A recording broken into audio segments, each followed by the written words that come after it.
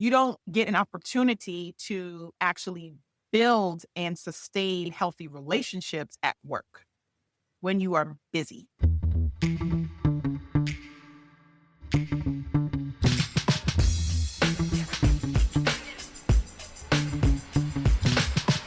Hello, you found yourself listening to Relationships at Work, your leadership guide to building workplace connection, improving culture, and avoiding blind spots. I'm Russell, the host of this podcast. I'm a communications and leadership expert with a couple of successful decades in both those areas. Whole heap of curiosity, too, on how we can make the workplace a better place, just like you. That's why you're listening, so we can all improve, not just ourselves, but hopefully we can help those around us. This episode, we continue with that really great tradition because we're tackling one of the biggest roadblocks leaders have to actually being leaders. It's one of my top 7 roadblocks in a leadership ecosystem. If we want leadership to be great, if we want to nurture great leadership, we have to deal with busy. I'm too busy. I can't do that. I'm too busy. I don't have time to meet with you. I'm too busy. Okay, you got 3 minutes. Go. This urgency, I'm not saying things aren't important, but if we're actually to talk about real leadership, leaders, then they have to have the time to be able to actually lead. And we don't allow that for them a lot of the time. It's just not the cultures that we're creating. It's a problem in a lot of organizations. My guest today wrote a book on it. She thinks we can do better. There is a huge problem with being busy, so she thinks we really can do more with less. I know it's a horrible saying. It feels like a really bad t-shirt, but she's got some really great ideas around this. So stick around. We're going to talk to her in just a moment. And on the show today, we have Kishshana Palmer, and here is why she is awesome. She's a keynote speaker, author, executive coach, and an organizational change expert. She is the founder of Management, delivering custom coaching, consulting, and training for leaders and teams ready to grow with clarity and care. And she's got herself a book out that I really think you need to check out. It's called Busy is a 4-Letter Word, a guide to achieving more by doing less. Hello, Kishshana. Hello. Good morning. Good morning. Let me tell you who's not busy, who's not listening about not being busy. My 2 staffies, okay? These 2 9-month-olds are like, oh, yeah, we were sleeping for the last 2 hours, but right now, it's time to party. That time of the day, they look at the clock and they're like, okay, now is a thing. Now is when we're going to get busy. Totally get that. Yeah, that's it. I'm super curious to talk about this in the sense that I talk often about being busy and how if being too busy is probably one of the busiest barriers to leadership, to actually being a good leader, is I'm too busy. Then you're too busy to be a leader if you're too busy. So I want to pick your brain. So curious about how we should be attacking this better. But before we get into any of that, I have the question I like to kick off all of my chats with, which is, Kishshana, what is your best or worst employee experience? Okay, so I'm going to do worse so that we can just build up. I like it. We're going to have a crescendo for the Yes. rest of our time. So I was on an executive team, and I'm one of those professionals that actually have been in the C-suite pretty a long time, probably since my early 20s. And I think at that time, listen, I'm still in my early 20s, okay? But 20 years ago. And I had a CEO who would introduce each member of the executive team. That CEO knew their bios, they knew where they were from, they'd break down their schools. And then that CEO would turn to me and go, okay, Kishshana, go ahead, introduce yourself. Now, if that had happened like a week after I started, sure. But the CFO and I started 6 or 7 months prior on the same day. So why was I getting the introduce yourself wave off and everybody else was getting this like Oscar introduction? And the reason I call that one of the worst is because it was emblematic of what was happening to me and to others like me within the organization, where you are like in a room, but you're pretty much invisible. You are thinking that you're on Gilligan's Island with the others, but you actually are still maybe on the boat looking at the island, right? And I decided that I was going to talk with the CEO about it because I ran one office and that CEO ran the other office. So this is supposed to be my counterpart, right? Mhm. And I said, hey, let's come up with a safe word because, that's some things that, you might do some things that, the way you show up in the world, maybe you don't recognize that that's not okay. And I'm not going to put my CEO on Front Street. So let's have our little code word, little safe word. CEO said, yes, that sounds great, Kishshana. I loved it. Okay. I was unaware of my blind spot. So I thought that was a win, right? It's the best. Russell, the worst. Here's what happened. We went on break a week later. We're on break for 3 weeks. We come back from break. Nothing has happened except for break. All of a sudden, I have a performance problem. All of a sudden, my staff feels like I'm not listening to them. They didn't tell me that. That's what they heard. All of a sudden, my work is in question. All of a sudden, I'm not performing. And I believed that I serve at the pleasure of the CEO when you're in the C-suite. I'm like, look, if the CEO is not pleased and my job is to run a team, raise money, run policy, this and that, like I can't be here for that. And so I was like, what are we going to do? And so I ended up negotiating a package out because I went from being this like stellar new team member who had done this like magnanimous amount of things in 7 months to performance. And what made it the worst for me at that time is because it's in a leadership role, right? And so it's not something I don't have other peers I can really talk with this about except on that C-suite. And they do not have the same experience I'm having. Thing one. Thing two, now they're frozen in place because they're like, what if this happens to me? So now instead of folks coming to like rally, like this cannot stand, they're like, I will say no. So you're even further out by yourself. And I was a young solo mom with a mortgage and a kid to feed, right? And so, whereas now looking back, I was like, I should have sued the hell out of these people. Mm. At the time, I didn't because I was like, what? I got to feed the kid. So I got a great package and I left. The reason I say it's the worst is because it left such a mark on me that I did not go back into full-time work for anybody else again. And I was like, I'm gonna charge my own back. So there you have it. It's it becomes a reoccurring theme in my conversations is that, and you sort of mentioned this, and I don't want to throw you under the bus a little bit, but you No, talked you're about fine. leadership roles. But I'm like, but you just demonstrated somebody that had no leadership skills in a leadership role and shouldn't be in that position. But we assume because they're have the letters after their name or the title that they've done the work, that they're a better human being, that they are a Absolutely. leader. And yet, just because executive does not equal leadership. It And does yet, not.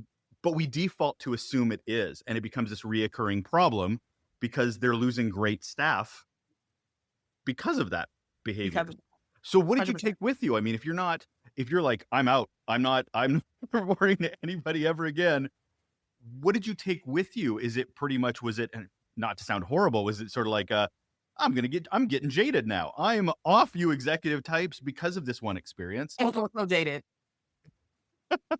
What? It took me a minute. I was salty. You hear me? Okay. The chip that was on my shoulder was so big, I probably could have launched a new tech firm. Like that's how big that chip was. You hear me? I had to really do some introspective work because when you essentially are quit fired, right? And you can't talk about it and you can't like articulate it. I'm a writer. I couldn't write about it. Yeah. What it ends up doing, you end up turning inward on yourself. And so then you start to think, okay, well, maybe something is wrong with me. Like maybe there was a reason why that person didn't come to my defense or didn't advocate for me or fill in the blank. Maybe I'm the problem.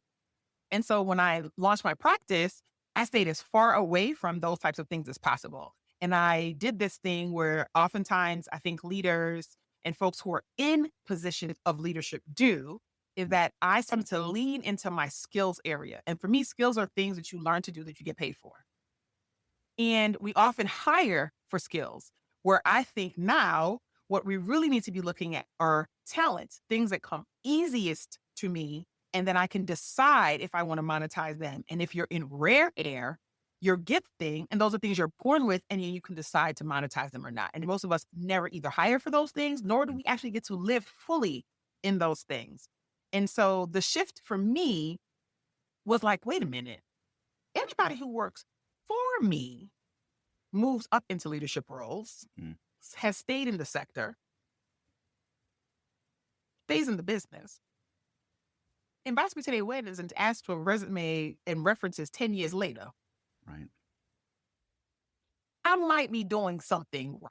What did I do even though I didn't persist? And so that is what caused me to like have a real shift in the way I look at what are sort of like the components of being a healthy, a dialed in leader, because I realized I was too busy focused out Mm. on what you didn't do, as opposed to like, what am I actually bringing to bear? Where are my blind spots? What are some things I need to understand being a leader who works with and for other leaders? And so I started to ask different questions as opposed to try to answer the questions that there was no answer.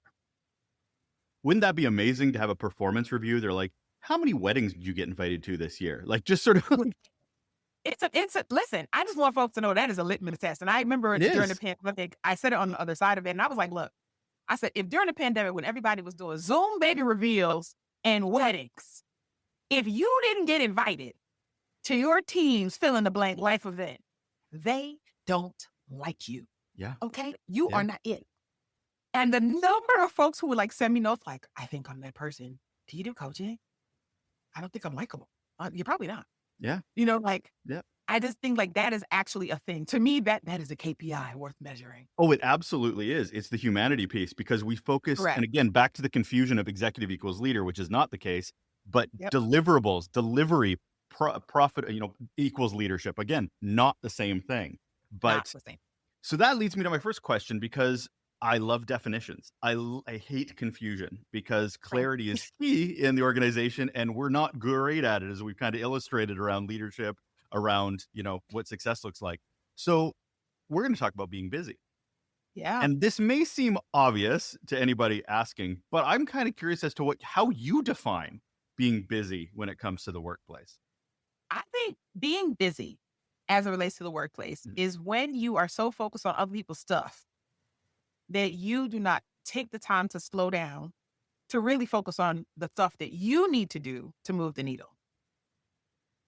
And so that can look like, if you're in finance, that can look like you're so focused on the expenses and making sure that AP and AR are on the books properly, that you don't take the time to actually get your game up in terms of making sure you're upskilling so that you are staying in your talent flow, that you are not learning what's new and different about how technology is moving, finance and how fintech is moving along, that you're not investing in making sure that users in the organization understand the why, or that people don't treat you and or your team like FedEx Kinko. They're just going to drop off the copies at 9 and pick them up at 5. Where is the check? Where is the deposit? Where is the ACH? Can you start the wire? Right? Like, you don't get an opportunity to actually build and sustain healthy relationships at work when you are busy. So what I'm hearing is it's more not what you're doing, which everybody equates to busy being what I'm doing, all the things I'm doing. I'm not enough time in the day. But from what I'm hearing from your definition is it's all the things you're not doing. The busyness is about putting the roadblocks, self-inflicted or not, to stop you from being an actual leader person in the workplace. Exactly right. So I'll give it to an example. So somebody on a C-suite who is running a vertical, right? So you're running the people vertical, you're running ops, you're running IT, policy, you're running strategy. If you do not take intentional time each month to slow your brain down, to do some strategy and thinking, right? What's the road ahead? What's happening out in the news in our industry? What's some forward-thinking things? Am I connecting with other peers? Do I have my finger on the pulse? Have I gone and talked to young people who are coming into this space that are seeing? You see what I'm saying? Like, am I keeping myself fresh from a strategic perspective? If you're not taking the time to do that, then actually you are going to be a tactician when you really should be deploying your team members to do the tactics. You can't set strategy if you are too far in the weeds. If it's more about being reactive than being proactive. Exactly. So you've titled the name of your book, Busy is a 4-letter word. Why did you feel the need to be that bold about it, and also to kind of, I guess, reframe it for people? Yeah. Because people are like, "Oh my gosh, you're so busy. Oh, Kishshana, you're so busy. Oh, Kishshana, you're so busy." And let me tell you what was happening to me. People stop inviting me to stuff, Hmm. but they ask me, and then I said I was busy. They would say, "Oh, I just figured you were busy. Oh, you're doing so many things. You're just so busy. Oh, I know you're so busy. You probably don't decide for me what my priorities are." And then I realized, oh, I'm giving people mixed messages in my mind. I'm a multi hyphenate who has learned to move in across different modalities of delivery. But everything I do in my mind is about impact so that people can see different ways they can live well so that they can lead well. But that wasn't, I was transmitted out. That wasn't what was being transmitted in. Okay. Don't mind me, Russell. I'm watching this thing called Invasion on Apple TV right now. And so I'm here with the transmissions right now. Forget it. So for me, I realized like, oh, people see me a way that I'm not experiencing for myself. One. And two, internally, I'm exhausted and I don't seem to ever finish anything. So like imagine this conflict. People see you as a super high performer who's so busy you can't come to the fill in the blank. They see you as excellent and delivering on and a reach. Oh, I wish I could be like. So now I'm out of reach. Where on the inside, I'm like everybody else. And I'm struggling. And guess what else I am? Trapped. Mm. Because now people believe me to be a way. And now I can't talk about the humanity of what's actually happening to me. So I said, if that's happening to me, that has to be happening to other people. So let me figure out how to get myself out of this thing. It seems to be so tied to identity, because we work in the workplace and we're like, I'm busy, you're busy, and we use it as an excuse. Or it just Yep. seems to roll off our tongue. But everybody's busy to some degree. Even if you don't have a meeting right this second, to your point earlier, if you're doing it right, you're strategic, you're thinking about the next thing, the bigger project, how to Yes. calibrate. So what are we getting wrong here? Because it feels like we're still celebrating productivity, we're still Absolutely. celebrating delivery, and we seem to be missing this whole piece. I think the word that you used a little while ago, clarity, is the like the linchpin. Mm. We are not clear as leaders on what big S strategy really means. We are not clear before you even get to strategy, because to me, strategy is your North Star. We're not clear on the vision Mm. that the strategy is driving toward. Even if there is a vision. Even if there's it's like, like when like people talk in like half sentences, and I have a friend like that who she'll get like 2/3 of the way in her sentence and then switch sentences and go 2/3 again and switch. Like she never finishes the sentence.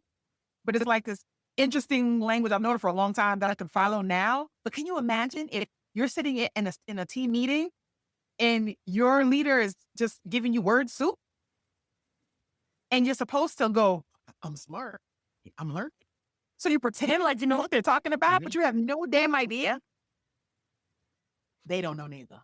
So I think a lot of leaders actually, again, back to the don't slow down to get out of the tactics to make sure you actually can set vision, which means you have to get out of your environment, right? So that you can have some headspace to go, what does this look like? And what would need to be true? And who do I need to have alongside me in order to make sure this is true?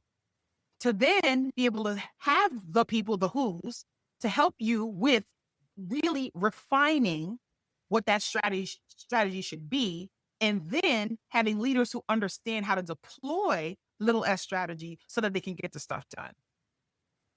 You got my brain bouncing around from three levels here, because I see from a busyness perspective, it's how we perceive busyness and the Yeah. impacts to us, surrounding ourselves, our team, and then the culture, which might have a very different idea of what busy or not busy looks like. So, starting with ourselves, Yeah. what is the cost to ourselves of being busy? Because I mean, you've already illustrated you may be losing opportunity because other people are misconceiving your situation, or they Yes. are, and they're just not, they're not delving in to have those connections and conversations with you.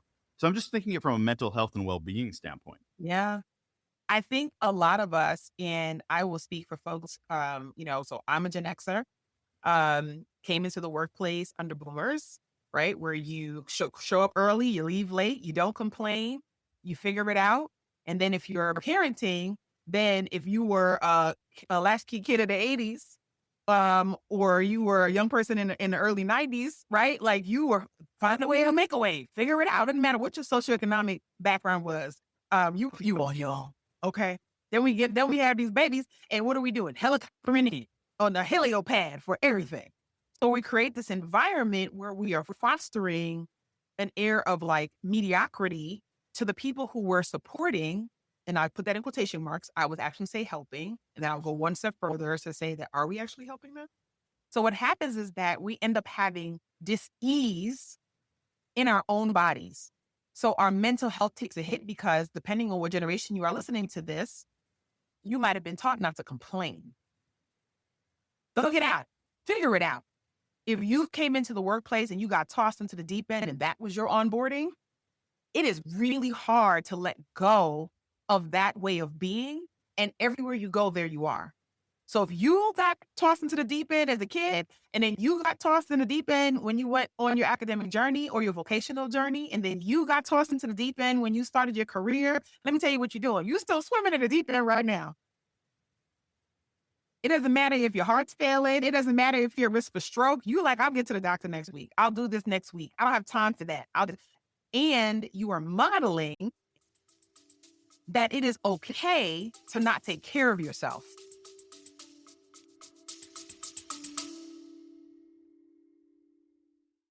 Hey, if you're enjoying the insights from our guests, you'll love our Raw Notes newsletter. It's packed with guest takeaways, the resources that inspire them, and my own tips on how we as leaders can be better humans for the humans that we're responsible for. Go to relationshipsatworkshow.com and subscribe now and help the workplace be more human.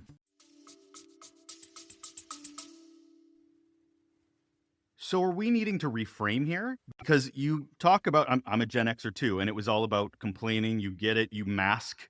Like, I come from the service industry where you scream and shout in the back and you put on the facade the minute you come out onto the floor, right? Better believe it. And the workplace is, I don't care what corporate this, that, and the other, is the same thing.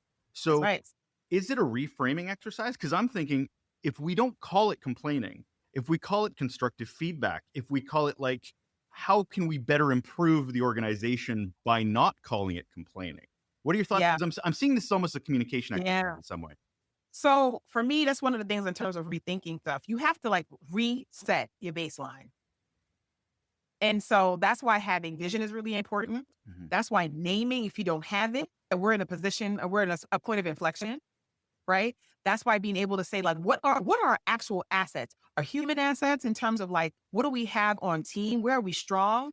What are our digital assets? What are our physical assets? Like, what are some of the policies, procedures, and practices that we have? Can we look at those things from a position of strength so that we can level set and name what is ground zero? A lot of times when I work with leaders and they are really struggling, particularly with intergenerational teams, it's because younger professionals coming into the workplace, they're like, why? Why? Why? Can you give me a reason why?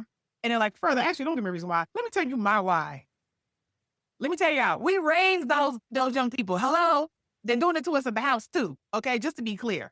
And so our frustration isn't that we're not naming the why because we still have more of a command and control type of leadership. Do it because I said so.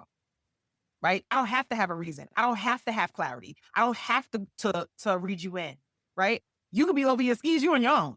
Mm-hmm. So in order for us to reset this so that there is a place to move from this idea of complaining to naming is so that your team understands the container that they're actually in. They got their guardrails. They know what the protections are. They know what they're actually working within. We're in a period of input. Here's what that means. I love your point about always making sure you understand your definition. And by input, we mean, it does not mean decision, just to be clear.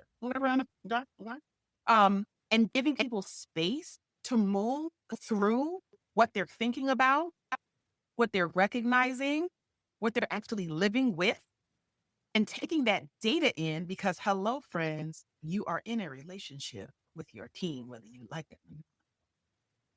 And it's data. for the health of your relationship. So for me, I want leaders to really like, in terms of like rethinking this whole idea about being busy, that pause is so important. If you have not left your desk, if you're working from home, or you have not left the factory, you have not left the plant floor, you have not left your office to go for a walk, to take your iPad or your notebook and go sit somewhere else, you better put that on your schedule for this Friday. Pick it up and go sit somewhere else and start to really give your body an opportunity to literally start to reassert what it needs, give your brain an opportunity to slow itself down so that you can start to go, okay, what the heck is really going on right now? Mm. Mhm. Because I think a lot of us, Russell, are disconnected from what our body is telling us. And we say we're trusting our gut, but some of us need some leadership probiotic. That's not right. So looking at it from two angles, though, what is the canary in a coal mine? Not only for ourselves, but Mhm. to your point, the people we have relationships with. Because as a leader, we have to be paying attention to the, okay, I'm getting into the busyness and I should be pulling back. But we not only have to recognize that for ourselves, we have to recognize it for the team that we're responsible and accountable to. So what is it internally and externally we should be looking for? So when I work with leaders, typically I start with their calendar, which I know might people might like to roll your eyes. And I just want to tell y'all for the record, most of the things Russell and I talking about, duh, there should be nothing I say that is actually that revolutionary per se, other than the which is the other side of the duh. You didn't action it yet for real. Hello? So I think thing one, when I work with leaders, screen share. Let me see your calendar. When I see an executive and they don't have meetings on their calendar, or they don't have like, oh, so and so stopped by my office, or so and so did a quick huddle, I make them go through the exercise of, if somebody talks to you for longer than 5 minutes, it's a meeting. It's a huddle at 5 to 10 minutes, right? It should say huddle with Russell, right? And what do we talk about? Because you want to start to see where you're spending your actual time. And then you get to decide, I haven't been able to get what blocks done because I'm in meeting 9 hours a day. What does that mean for me to be able to have a clarity of mind to deliver? Clearly, I have to actually start to delegate and delegate differently. What I do then with teams, once I've done that with the leader, is look at how folks are getting work. So I come from a grants background. When I first got into nonprofit work, I was a grant writer for the first couple of years, and I did federal grants, and you had to track your time so that it got aligned to the budget area, right? So I'm comfortable with time tracking. So I believe in doing that with your team a couple times a year because it gives you an opportunity to recalibrate where folks are actually spending their time. And then you as a leader get to take that data and go, do we actually have the right priorities? Are we actually driving to the bottom line? Or are we limping along to the bottom line?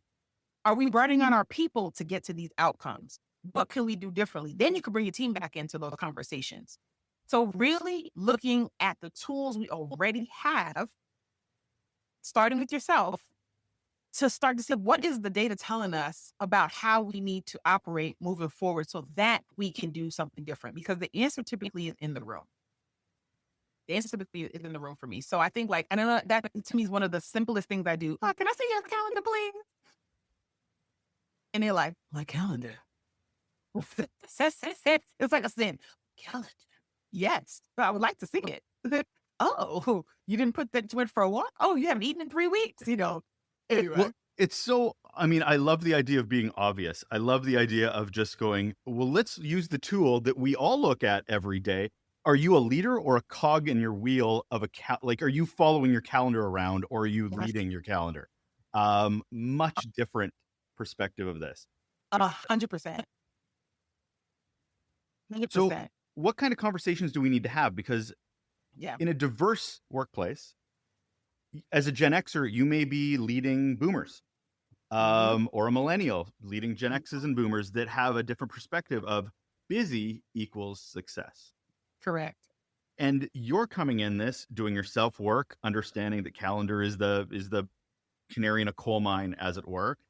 how do you approach a team that might have different, even culturally, have different ideas coming from, so there's, Asian countries that have a much different idea of what a 9 to 5 or different hours look like, or how to spend that time, or outside of work where you're building relationships. That's all work. So how do you approach that when their definitions might be different? So when I go in or I go with my team and we do leadership experiences, for example, we start there. I start at the house. I don't want to talk about work. So for most of my clients, even when we do big, hundreds of people exercises, we get in their people business. Okay. I want to know what birth order you are. I want to know what your family of origin is. I want to know, how did you grow up socioeconomically? Right? Did you talk about money? Did you play sports? Were you the last picked for kickball? Hello? Members of the World Unite. Like, who was a dance major and who was in theater? Like, the reason that I ask these questions is because everywhere you go, there you are.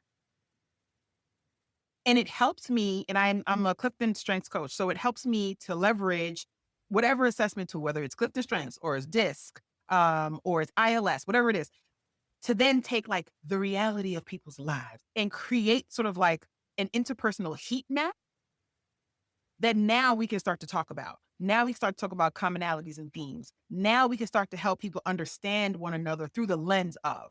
So when I'm a leader and I'm a Gen Xer and I know that I have team members who are like, yeah, that's not in my job description.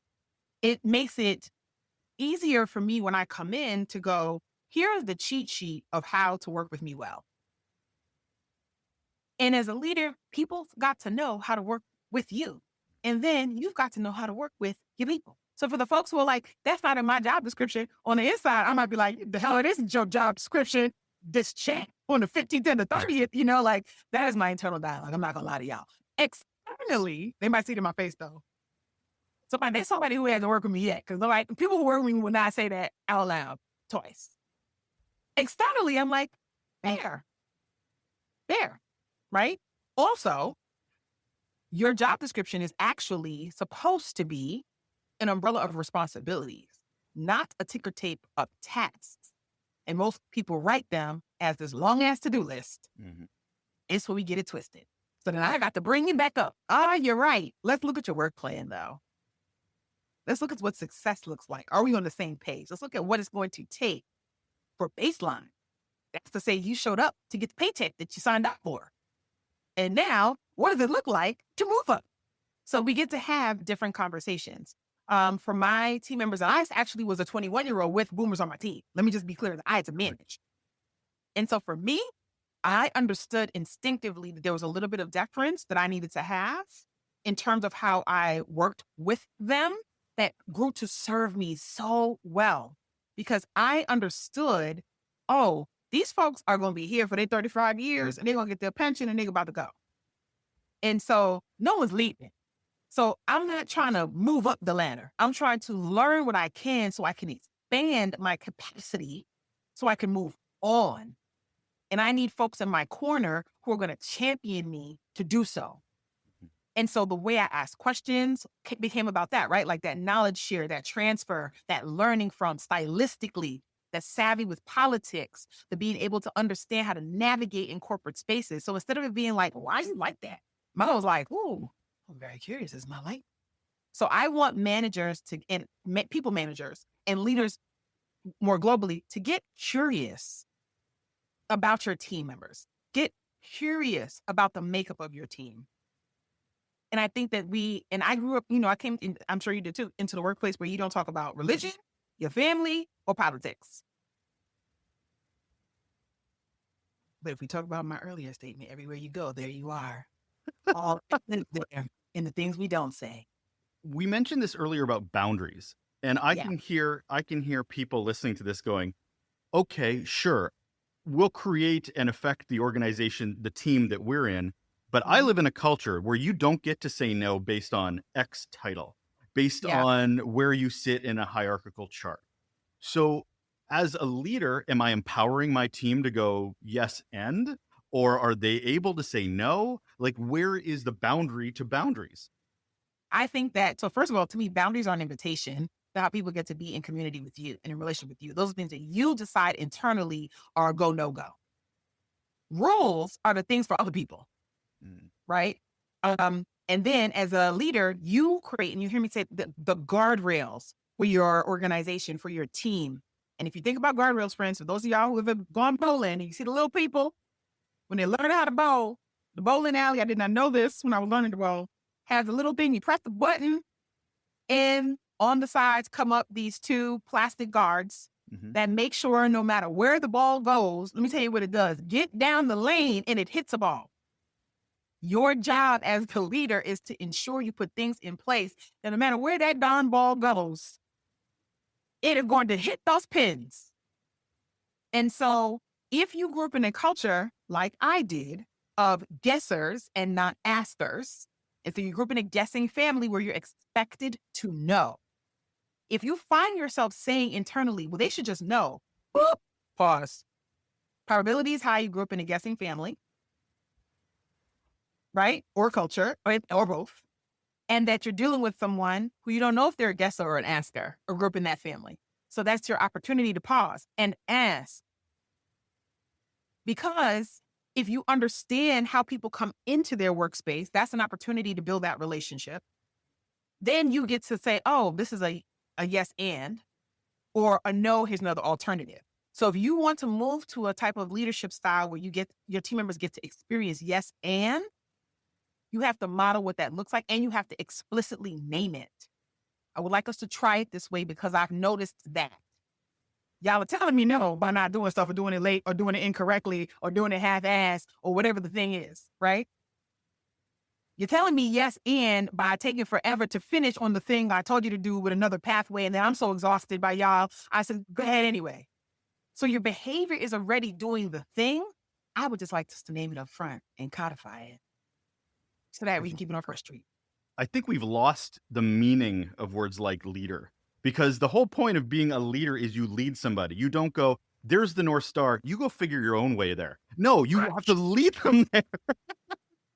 Well, so you have to, Yeah, it's not an interpretive dance. You are you, the leader for a reason. it's not, it's different and 6 and 7 and 8 and 1 and 2 and 3 and 4. And if you don't want to dance to that rhythm, my friends, you don't have to. You could go. Where does that show up in artifacts that we are so reliant on in an organization, like onboarding, performance reviews? How Yes. does us getting away from busy look like when we're sticking to that process that every organization seems to go through? Oh, okay. I'll give you a quick example. So, I just mentioned this whole thing about personality assessment. Mhm. So many organizations have some version of something that they try or use, and typically it is nested in like the employee retreat, the annual company summit, whatever. But it's not rolled into anything else. So if you have new team members take an assessment when they start and it doesn't show up in their onboarding, in their work plan, in how they're assessed in their performance evaluation, if it doesn't come in any conversations, was it just a fun exercise that you spent a lot of money on? Cause seems so. So when companies want to hire me to come in to do strengths, I ask, well, what are you going to use it for when I leave? Maybe I shouldn't ask that question because I'm like, you want to pay me, all right, but I just can't live that way. And so companies need to really, leaders specifically, need to be thinking about when I think about organizational health, one of the levers that I need to pull is, are the tools that we are using to assess success actually helping to improve the health and well-being of our employees so that they are performing better and not just performing?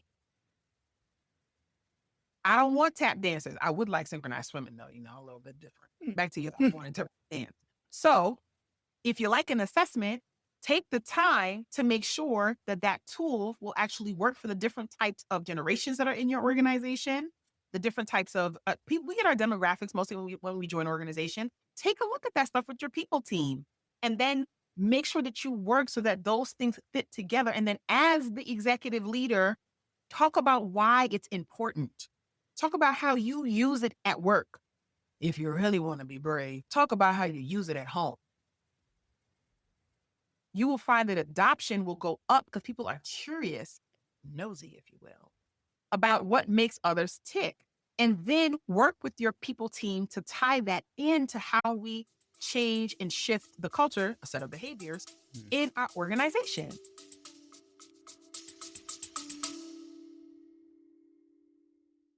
Want more from our conversations on the show? Subscribe to the Raw Notes newsletter. It's where I share top takeaways from our guests, the resources that fuel their success, and my personal insights on how we as leaders can be more human. And we need more human. Go to relationshipsatworkshow.com and sign up today to keep your leadership journey on the right path. But Kishshana, we're so productive. We're doing such a great job. Look at our numbers. We are busy. The sales guys are doing great. Like, why should we worry about how the sausage is made? Because the sausage is fantastic at the end of the day. So you've got, I'm sure, people that are equals $, and they feel like productivity is moving the needle. What is the benefit? Of course, I'm, voicing the critics here. What's the benefit of not being busy? Because we're obviously being pretty productive. So busyness is working for us. Why would we change? I think it's a difference between getting the big box store brand of batteries and getting the fancy rechargeable. So you might be productive, but to what end? If you are burning out your people to get to the outcome and you have high churn, then actually you are experiencing loss, and then you're experiencing the actual creep, the leakage, if you will, because every time you have a vacancy and have to post, to train, to onboard, to get the person back into cycle. And sales teams are great examples of that, where there might be one or two high performers, but baby, those teams are turning over. They're turning over. Why? Because there's not a position of care in terms of what do we provide for our sales teams, to using that example, to ensure that in addition to hitting their actual numbers, that they're taking care of themselves while they do it. And so, go ahead. I was just going to say, what worries me sometimes is the stories that people tell themselves, i.e., hey, there's huge turnover. Well, you know what? They just weren't a right fit for us. Like that, they aren't our material for our organization. They burnt out because they weren't ready to do what was needed to do X sales, X blah, blah. That toxic behavior is thankfully getting much more of a spotlight, I think, since COVID more than anything. I love the shift, but it's still a problem. But guess where it comes from? You're going to laugh at me. I'm going to say it one more time. It comes from the house. Here's a quick example, y'all. When my daughter, she was about to be 20. Yes, can you believe it, Russell? I have an almost 20-year-old. Look at this good skin. I don't even have on makeup today. This is as a 19-year-old, that's amazing. Oh my gosh. Look, let's take a paragraph because people are going to understand this. My child told me the other day, she was like, what are you going to do today, Mom? I was like, I'm going to go into the garden. I think I'm going to repot the plants for fall and clean up the front patio because I like to work in the morning. She says to me, sounds appropriate. I said, what? What your age? I said, excuse me? You know what she said to me, friends? Well, Mommy, you're closer to 50 than you are to 40. You understand my life. Okay. So I just had to give y'all that little aside. That's fair. She now no longer lives with you, but yes, it's a lovely story. She is now officially on her own, pay her own bills. Thanks. But I think that, for me, one of the things that has really stood out to me is that when she was little, my mom, I said to her, Mom, when we were growing up, because I have 4 siblings, when we were growing up, y'all parented us all the same way. And if somebody ain't fall in line and they fell off the truck, that was the person who fell off the truck. Oh, your sibling, they just couldn't do right. Parents did not blame themselves. Okay. So my progressive self said to my mother, well, Mom, now we actually parent to the child. And so each child is different. So you actually have to pay attention to what they need to give them what they need. Right? See, you're not. I know listeners are not. This lady says to me, what new parenting book are you reading? And so I give y'all that example to say, many of us are like, well, it worked for me. And so if you don't fit, it's your fault. It's not an indication that I don't know how to adapt. And what I'm saying is that we need to actually shift away from that, my way or the highway, to if we in fact want to keep making money, keep making more widgets, have bigger services, scale, be the world leader of, be the boutique firm of, whatever your actual goal is for your company, then you actually have to, you know, have a nuanced way of thinking about longevity because otherwise we're not loyal anymore. And actually, friends, the call's coming from inside the house. It's you. Okay. Just want to say that. So it's us. We're responsible. Yeah. So I like wrapping up conversations with sort of that dipping your toe in. Where do you start tomorrow? You're not reading a whole book. You're not No. taking a whole course or hiring you or anyone else to sort of help with this, but you need to take a first step in the right direction, say Yeah. tomorrow after listening to this podcast. What would you recommend is that baby step to Okay. even acknowledge that busyness is a problem? So, thing one, the way I wrote my book is that you don't actually have to read the whole book. It's written in self-contained chapters, and the chapter titles actually tell you what it is. So you just look at what your challenge is today, and 10 minutes later, you have your first step. I just want y'all to know that's how I wrote it. Okay, that is the neurospiciness of me. So if you want to say, what is your one thing? Your one thing is to acknowledge that perhaps there's a quiet voice going, you're tired. You have to be able to name for yourself that something is not quite right. A lot of us have a hard time saying something's wrong. But if I ask you what's not right, you're gonna give me a list of things. So that first step, acknowledging, I think I'm at a point where something needs to shift.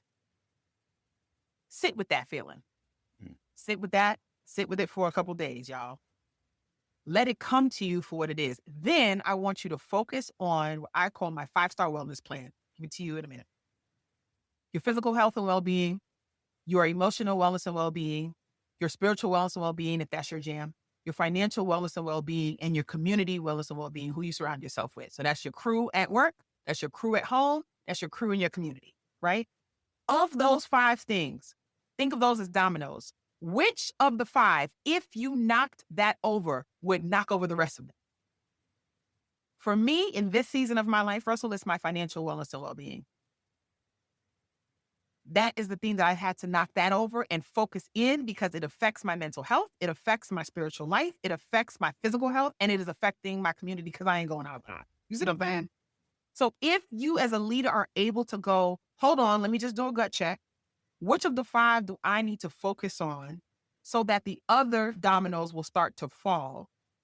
I promise y'all, if you're able to do that and identify that one thing and commit to yourself that is the responsibility you have as a leader to make sure you are well in that one area, you will start to see your leadership at work shift almost overnight. Almost overnight. That's what I That is Kishshana Palmer. She's a keynote speaker, author, executive coach, and organizational change expert, founder of Management. And there's a book. You check it out, please. We're all busy. We need to stop this nonsense. Busy is a 4-letter word, a guide to achieving more by doing less. Thank you so much for being here, Kishshana. Oh my gosh. Thank you so much for having me. I appreciate it. That's it. That is all. We are done. A pin has been placed in the latest episode of Relationships at Work, your leadership podcast, helping you build workplace connection, improve culture, and avoid blind spots. I'm Russell. It's been my honor once again to spend some time with you, whether you're traveling to work, leaving work, maybe you're just taking a quiet moment to yourself to educate, to learn, to advance. I got all this respect in the world and appreciation and compassion that you're making the time for that, because that is something that we just do not do enough of, because guess what? We're too busy, which was the whole point of this episode and how we can tackle that. So thank you so much for joining us, and I look forward to talking to you again. Next up, we're later in the week. It's a mini episode that'll be up fast and furious in just a few short days. So I hope you will join me again for one of those solo episodes. Take care.